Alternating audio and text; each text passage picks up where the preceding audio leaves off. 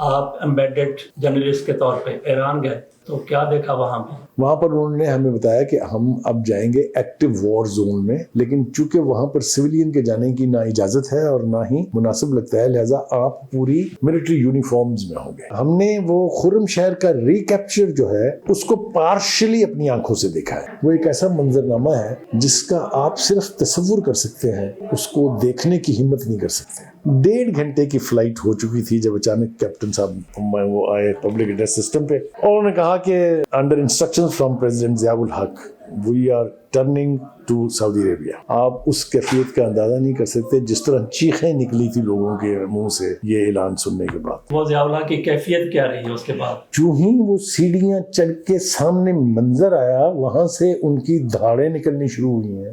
تو مجھے یہ اعزاز حاصل ہے کہ میں نے آپ کے تعویذ پہ ہاتھ رکھ کے دعا شعا کوئی یاد نہیں رہتی، مجھے نہیں یاد کہ میں نے کوئی دعا مانگی تھی۔ بخاری صاحب، آپ ایمبیڈڈ جرنلسٹ کے طور پہ ایران گئے تو کیا دیکھا وہاں پہ؟ آپ کے ساتھ کیا گزری؟ یہ ایک بہت ہی عجیب و غریب داستان ہے کہ کیسے ہم وہاں پہنچے۔ اصل میں جب خرم شہر کیپچر کیا عراق نے تو اس کے بعد ایران نے فیصلہ کیا کون سا شہر؟ خرم شہر۔ اچھا، خرم۔ اس شہر کا نام خرم شہر ہے، اچھا، جو باختران سیکٹر میں پہاڑی کے دوسری طرف واقع ہے۔ تو جب انہوں نے یہ فیصلہ کیا کہ جی وہ ہم نے شہر خالی کرانا ہے، تو انہوں نے دنیا سے کچھ 40 کے قریب جرنلسٹوں کو انوائٹ کیا، اس لیے کہ پوری دنیا میں اور خاص طور سے ویسٹ میں، مغرب میں بہت پروپیگنڈا ہوتا تھا ایران کے خلاف۔ ایران میں جو اسلامی انقلاب آیا تھا اس کے اعتبار سے بھی بہت جو مس گیونگس تھی، تو انہوں نے فیصلہ کیا کہ جرنلسٹوں کو دنیا کے مختلف ممالک سے بلا کے ایک ڈیلیگیشن ترتیب دیا گیا، اور پھر ہمیں وہ ہیلی کاپٹر کے ذریعے تہران سے باختران سیکٹر لے کے آئے جو ان کا بریگیڈ ہیڈ کوارٹر تھا۔ وہاں پر انہوں نے ہمیں بتایا کہ ہم اب جائیں گے ایکٹیو وار زون میں، لیکن چونکہ وہاں پر سویلین کے جانے کی نہ اجازت ہے اور نہ ہی مناسب لگتا ہے، لہٰذا آپ پوری ملٹری یونیفارمز میں ہوں گے۔ تو میں تھا، میرے ساتھ بریگیڈیئر AR صدیقی تھے، 2 لوگ ہم پاکستان سے تھے، تو ہم دونوں کو کرنل کی یونیفارم انہوں نے دی۔ تو وہ میرے پاس اس کی تصویریں بھی ہیں، وہ میں لکیلی چونکہ آپ آئے ہوئے ہیں تو وہ میں تصویریں آپ کو دکھاتا بھی ہوں۔ تو وہ ہم نے وہ خرم شہر کا ریکیپچر جو ہے اس کو پارشلی اپنی آنکھوں سے دیکھا ہے۔ اس کی ابتدا یہ ہے کہ جو ملٹری کمانڈرز تھے وہاں اس سیکٹر میں، انہوں نے کہا کہ جی اگر ہم پہاڑی سے اٹیک کریں گے ان کے اوپر اور پیدل فورسز کو نیچے لے کے جائیں گے، تو انہوں نے پوری اس پہاڑی کو لینڈ مائن کیا ہوا ہے، لہٰذا یہ تو ممکن نہیں ہے ہمارے لیے کہ ہم گراؤنڈ اوفینسو کریں۔ جو ایریل ہے، جو ایران کی ایئر فورس تھی، وہ کافی حد تک اس وقت مفلوج ہو گئی ہوئی تھی، اگر آپ کو یاد ہو۔ تو یہ رپورٹ جب تہران میں پاسداران کے ہیڈ کوارٹر میں پہنچی تو پھر انہوں نے فیصلہ کیا۔ یہ یاد رہے اس وقت کہ جب یہ جنگ ہو رہی تھی وہاں، تو 3 ٹیئرز آرمی تھی ایران کی۔ ایک بسیج تھے جن کے یہاں پٹی بندی ہوتی ہے جہاد فی سبیل اللہ، دوسرے پاسداران تھے جو انقلاب کے رکھوالے تھے، اور تیسری ریگولر فورسز کا سکینڈ ورژن، جو پرو شاہ تھے وہ نکال دیے تھے، جو باقی بچے تھے۔ تو یہ 3 ٹیئرز تھے ایران کی آرمی کے اس وقت۔ تو پاسداران کی طرف سے میسج آیا کہ اگر ہم آپ کو راستہ بنا دیں تو پھر آپریشن ممکن ہے۔ ان کا پھر تو بالکل ممکن ہے۔ تو آپ حیران ہوں گے، یہ دنیا کی جتنی بھی جنگیں لڑی گئی ہیں اس میں سب سے عجیب ترین واقعہ ہے۔ 300 کے قریب لوگ جو ہے پاسداران کے جو فائٹرز تھے، جنگجو تھے، ان کو C-130 کے ذریعے پہلے باختران لایا گیا اور پھر ہیلی کاپٹروں سے ان کو بارڈر کے قریب شفٹ کیا گیا۔ تو جو ان کے کمانڈر تھے انہوں نے پھر ان کو بریف کیا کہ اب ہم یہاں سے سمپل واک کریں گے نیچے، ہم جو آگے بڑھتے جائیں گے، پچھلے لوگ آگے آتے جائیں گے، ہم اڑتے جائیں گے تو راستہ بن جائے گا۔ آپ مجھے بتائیے اس طرح کی اسپرٹ کا مظاہرہ کہیں آپ نے پہلے سنا ہو؟ نہیں۔ یہی ہوا۔ لیکن اس سے بڑا واقعہ جو ہے وہ یہ کہ جب اس کمانڈر نے کہا کہ اب میں چلتا ہوں آگے آگے، آپ میرے پیچھے پیچھے ہے، تو اس پر 1-آدھا گھنٹہ بحث ہوئی کہ آپ کھڑے ہو کے سائڈ پر دیکھیں، ہم اترتے ہیں، اور اس نے کہا نہیں، لیڈ میں کروں گا۔ یہ ہوا، یہ پیدل گئے ان 300 میں سے کوئی ہارڈلی 23 کے 24 لوگ بچے تھے زخمی حالت میں، باقی سارے اڑ گئے. اس کے 2 گھنٹے کے بعد خرم شہر واز ریکیپچرڈ. یہ اس کے بعد ہم وہاں پہنچے ہیں. منظر ہم نے دیکھا کہ شرط کیا رکھی تھی؟ جی صدام نے شرط کیا رکھی تھی کاہے کی کہ اگر یہ شہر فتح کر لیں، اگر یہ دوبارہ سے ریکیپچر کر لیں تو میں کون سی چابیاں دوں؟ دیکھیں یہ تو ہم نے بہت ساری باتیں اس کے حوالے سے سنی ہیں. صدام حسین کا خیال یہ تھا کہ جس طریقے سے وہ انٹرنچ ہو گئے ہیں خرم شہر میں، اس کو فتح کرنا اب ممکن ہی نہیں ہے. جیسا میں نے آپ کو کہا کہ پوری پہاڑی انہوں نے لینڈ مائن کر دی ہوئی تھی، تو وہ تو کبھی سوچ بھی نہیں سکتا تھا کہ پاسداران اس طرح سے راستہ بنا کے وہاں اتریں گے. تو اس نے تو بڑے بڑے بلند دعوے کیے تھے کہ اگر یہ دوبارہ اس کو کیپچر کر لے میں یہ کر دوں گا، میں وہ کر دوں گا. جس طرح آپ حوالہ دے رہے ہیں چابیوں والا، وہ بھی بات ہم نے وہاں بیٹھ کے سنی تھی. لیکن میں آپ کو عرض کر رہا تھا یہ کہ جب یہ ہو گیا تو اس کے فوراً بعد پھر ہمیں لے جایا گیا وہاں. ہم نے اپنے ارد گرد سوائے انسانی اعضاء کے جو اڑے ہوئے تھے ان سے کسی کا بازو پڑا ہے، کسی کی گھڑی والا ہاتھ پڑا ہے، کسی کی ٹانگ پڑی ہے، اور لائیو بلٹ فائر ہو رہا تھا دونوں طرف سے. نیچے سے عراقی فورسز بھی کر رہی تھی اور اوپر سے یہ بھی کر رہے تھے اور آگے بڑھ رہے تھے. وہ ایک ایسا منظرنامہ ہے جس کا آپ صرف تصور کر سکتے ہیں، اس کو دیکھنے کی ہمت نہیں کر سکتے. ہم تھے ٹرنچز میں، obviously ہم فورسز کی طرح سے سامنے لڑ تو نہیں رہے تھے، لیکن جب گولیاں گزرتی تھی اوپر سے تو آپ ذرا تصور کریں کہ کیا منظر وہ ہوگا.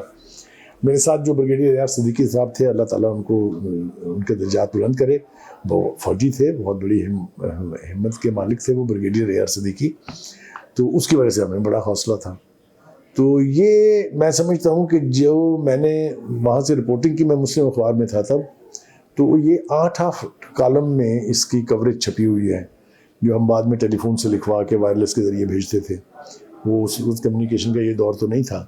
وہ کچھ آرٹیکل ہم نے واپس آ کے لکھے.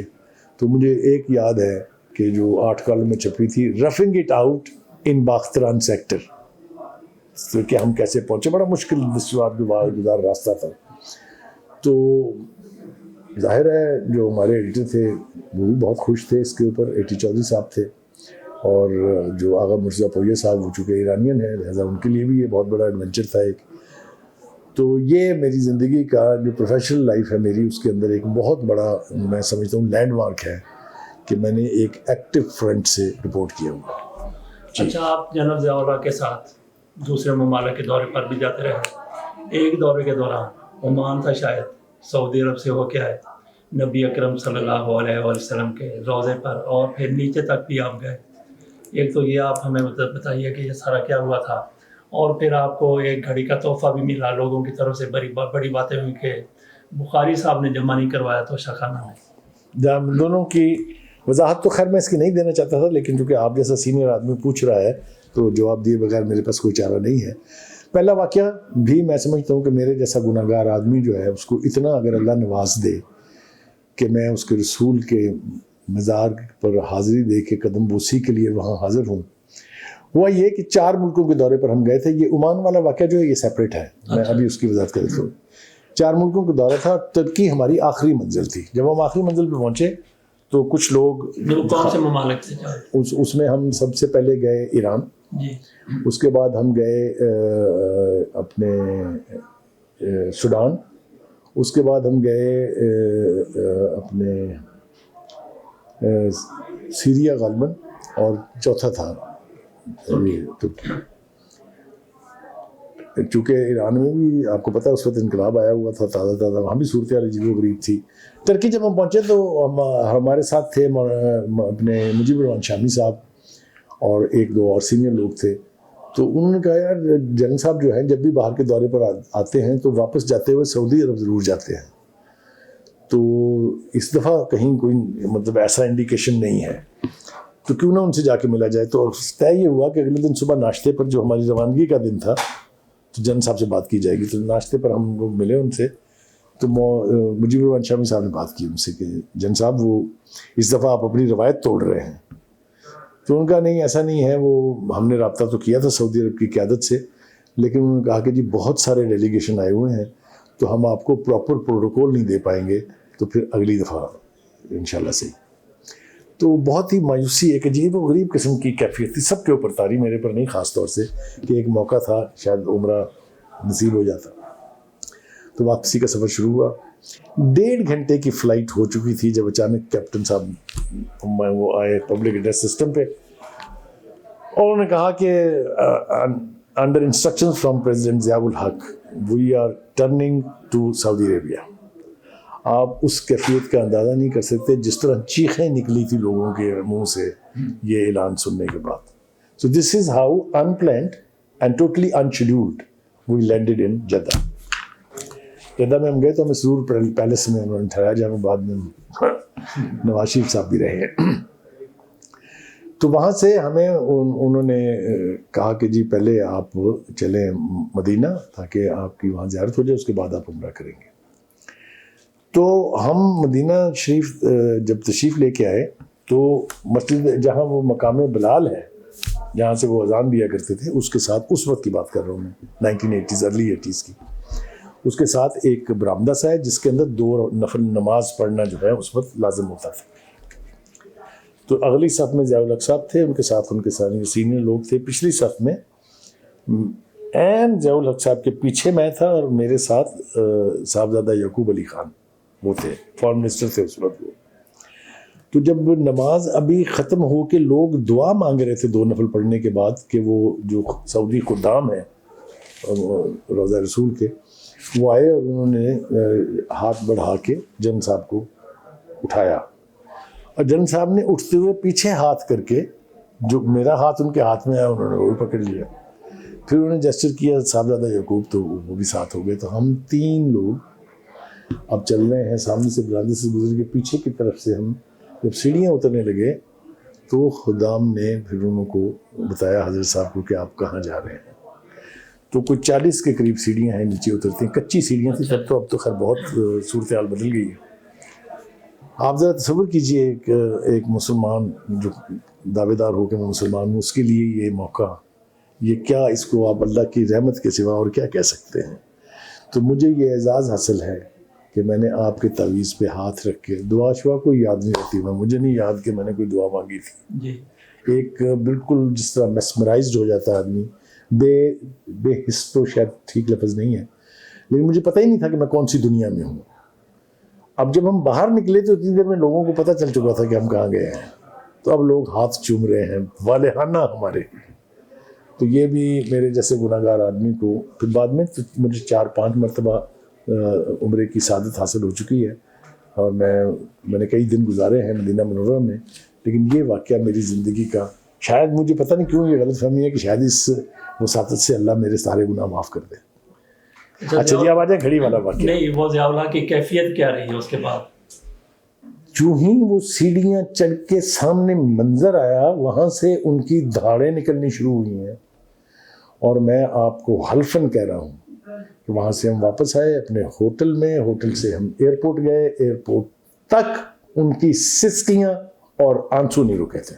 میں اس کا گواہ اللہ وہ حاضر ناظر جان کے کہہ رہا ہوں کہ جو کیفیت جنرل ضیاء الحق پر طاری تھی اور طاری رہی ایک طویل عرصے تک، وہ میرے خیال سے کسی سچے مسلمان کے علاوہ تو نہیں ہو سکتی تھی، ورنہ پھر باقیوں پر بھی ہونی چاہیے تھی. یہ میں اس کا گواہ ہوں. اب آ جائیں جناب گھڑی کی طرف. دیکھیے گھڑی کا معاملہ یہ ہے کہ ہم گئے تھے عمان میں. سلطان قابوس نے جو میڈیا کے لوگ تھے 7 سینئر لوگ، 4 یا 5 تھے، ان کو انہوں نے فیور لوبا کی گھڑیاں جو ہیں وہ گفٹ کی تھی.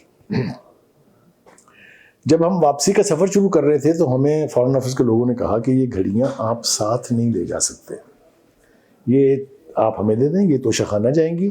توشہ خانہ میں آپ اس وقت غالباً 12.5% تھا ٹیکس. اچھا جی. جو بعد میں 20 ہوا اور اب سنا 50 ہو گیا. اچھا، یہ عمان والوں نے کہا؟ یہ عمان نہیں، یہ ہمیں پاکستان کے فارن آفس والوں نے کہا کہ یہ آپ اپنے پاس نہیں رکھ سکتے، یہ پہلے توشہ خانہ میں جمع ہوں گی اور پھر آپ یہ پیمنٹ کر کے لے سکتے ہیں، صرف وہ آدمی جس کو یہ ملی ہیں.